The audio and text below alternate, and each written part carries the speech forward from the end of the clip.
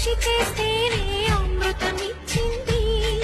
అవరోధాల దీవుల్లో ఆనంద నిధి ఉన్నది.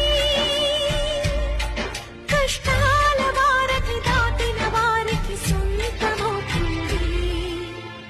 తెలుసుకుంటే సత్యమిది, తలచుకుంటే సాధ్యమిది. దూరమే